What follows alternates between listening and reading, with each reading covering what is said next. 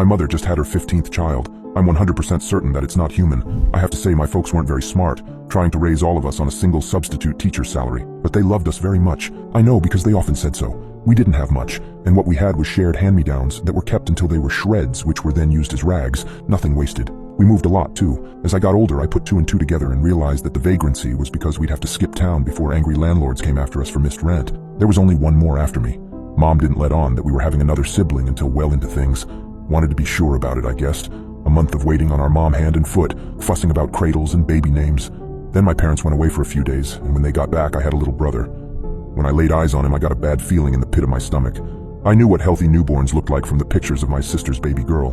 My new brother did not look like a healthy newborn. If I knew then what I knew now, I would have told someone. Child services, a teacher maybe. But I was blissfully, even willfully ignorant, and I did nothing. I tried to treat my baby brother like one of the family, I really did, but I think it was a relief for everybody when I moved out a few years later. Too much tension. 5 weeks before graduation, I got the call.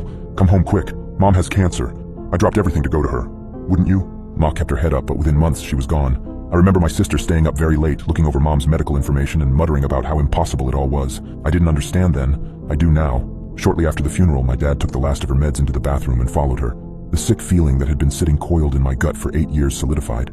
Later, when I dug my mother's medical records out of the trash, I finally understood that feeling. My mom had a history of ovarian cancer in her family. Hell, my mom had a lot of bad medical history. What must have been the most devastating to her was the infertility it caused.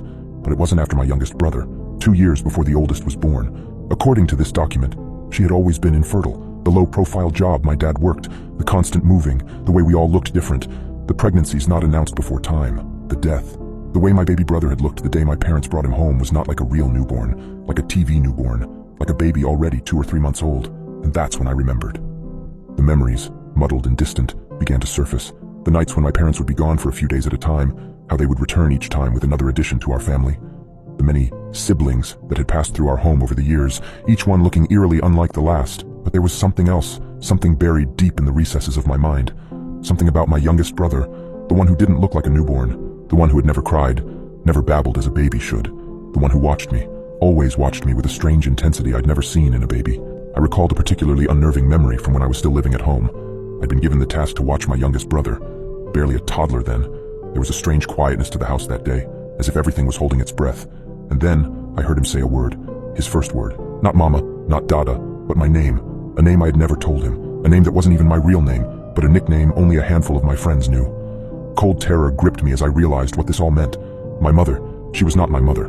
My siblings, they were not my siblings. We were all different, brought together under the illusion of a family, bound by the lies of our parents. We were not born into this family. We were selected, collected, and for reasons unknown. Suddenly my phone buzzed, breaking my spiraling thoughts. The caller ID showed an unknown number, but before I could decide whether to answer it, my screen lit up with a single text message. My heart pounded in my chest as I read the words. I know you know. We need to talk. It's time you learned the truth about our family. The message was signed with a name I hadn't seen in years, the name of my youngest brother, now all grown up, the one who wasn't supposed to be human. I looked up from the phone, into the night's darkness, and couldn't shake off the feeling of being watched. The feeling that things were about to change forever. The feeling that whatever was to come, there was no turning back. There was a string of murders that followed my family's trail the whole time.